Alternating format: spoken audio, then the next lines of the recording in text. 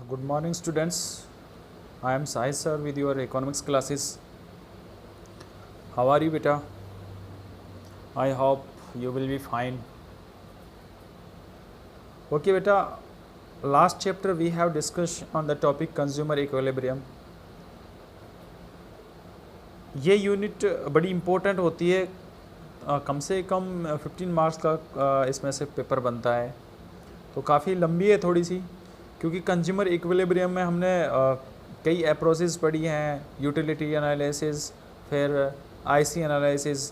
तो utility analysis मैंने last chapter में डिस्कस किया था बेटा, जिसमें मैंने आपको यूटिलिटी क्या होती है, कितने प्रकार की होती है, तो थोड़ा रिमाइंड करिए यूटिलिटी क्या है। मैंने बताया था utility is want satisfaction power of the commodities is called the utility.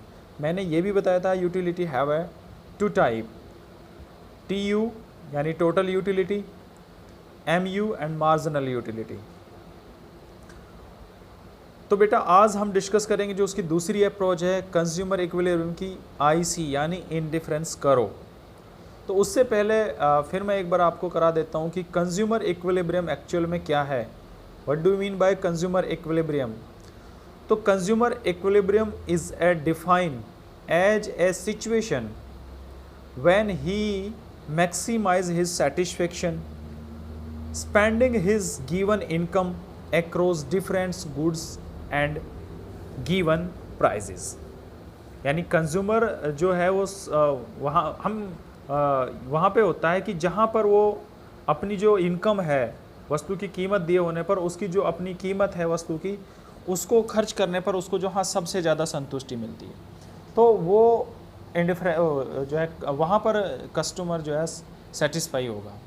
हम ये भी कह सकते हैं कि उपभोक्ता वहाँ पर संतुलन में होता है जहाँ पर वो अपनी वर्तमान स्थिति में कोई परिवर्तन करना नहीं चाहता, यानी जहाँ पर है वो उसी में परिवर्तन नहीं चाहता है, स्थिर रहना चाहता है। तो इसका मतलब कंज्यूमर इक्विलिब्रियम। अब देखिए मैं यहाँ चेयर पर बैठा हूँ, इसका मतलब मैं कंफर्टेबल हूँ यहाँ पर।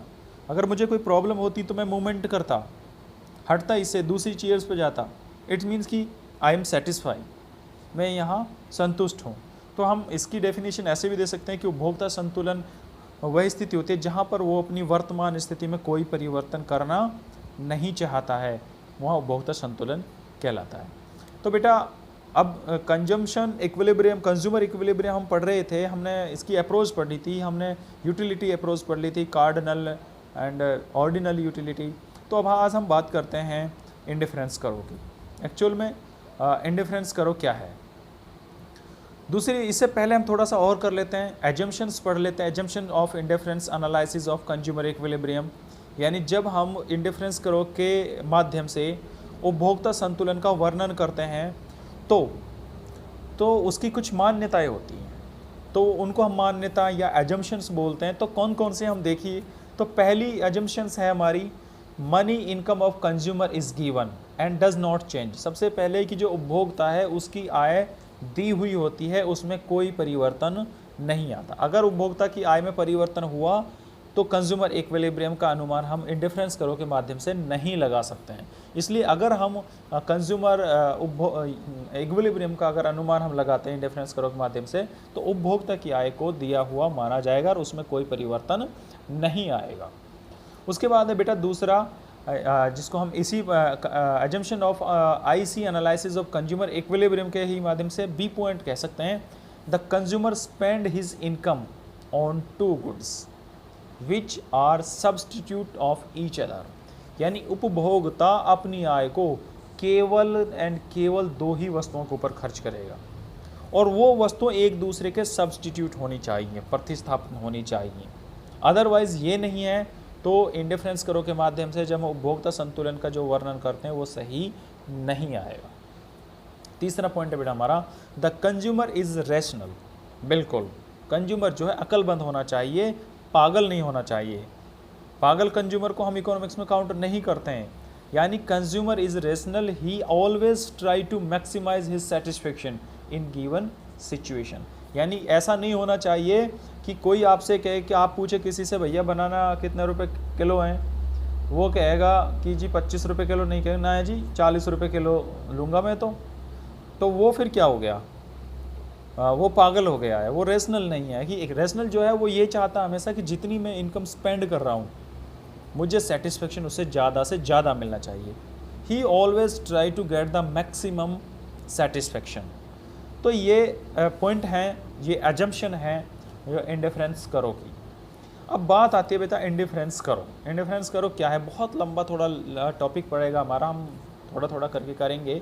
आज हम इंडिफरेंस करो की डेफिनेशन, कंज्यूमर की डेफिनेशन, एजम्पशन ऑफ इंडिफरेंस करो, इन सब चीज़ों के बारे में जानेंगे। उसके बाद हम नेक्स्ट वीडियो में देखेंगे कि जो इंडिफरेंस करो है उसकी प्रॉपर्टीज़ क्या हैं। तो इंडिफरेंस करो क्या है बेटा, इंडिफरेंस करो is a diagrammatic presentation of A indifference set of a consumer. It is locus of all such point which show different combination of two commodities offering the same level of satisfaction to the consumer। यानी जो तटस्थ वक्र है, indifference करो को हिंदी में तटस्थ वक्र बोलते हैं। तटस्थ वक्र वह वक्र होता है दो वस्तुओं के विभिन्न संभव संयोगों को दिखाता है, यानी उनका एक डायग्रामेटिकल प्रेजेंटेशन है, दो वस्तुओं के विभिन्न संभव संयोगों को दिखाता है जहां पर उपभोक्ता की इनकम और वस्तुओं की कीमत दिए होने पर उसको वो समान संतुष्टि प्रदान करता है। तो इंडिफरेंस करो ये होता है कि इंडिफरेंस मतलब हम इंडिफरेंस रहते हैं, हम तटस्थ रहते हैं कि ये वाला या ये वाला ले या ये वाला ले, लेकिन ऑल जो कॉम्बिनेशन है वो इक्वल सेटिस्फेक्शन देते हैं, तो इसलिए वो उनमें तटस्थ रहता है। तो ये था बेटा हमारा आज का इंडिफरेंस करो। इसकी कल हम पढ़ेंगे इंडिफरेंस करो की प्रॉपर्टीज़। बाद में मैं आपको इस वीडियो के बाद मैं आपको एक PDF सेंड कर दूंगा, उसको बेटा अपनी सफ नोटबुक पर राइट डाउन कर लेना है, नोट्स बना लेना है, ताकि आपके फर्दर वो जब आप दोबारा रिवीजन करेंगे तो आपको पूरी बुक देखने की ज़रूरत नहीं पड़ेगी। जो मेन पॉइंट है, जो नोट्स हैं, वो ही आपके लिए बेनिफिशियल होंगे। तो आज में इतना ही। आज मैंने आपको कंज्यूमर इक्विलिब्रियम की डेफिनेशन बताई है, फिर बेटा अजम्पशंस क्या है इंडिफरेंस करो की एनालिसिस की, उसके बाद हमारा इंडिफरेंस करो क्या होता है। नेक्स्ट वीडियो में हम इसकी प्रॉपर्टीज़ पढ़ेंगे। तो आज की वीडियो में इतना ही। Thank you very much.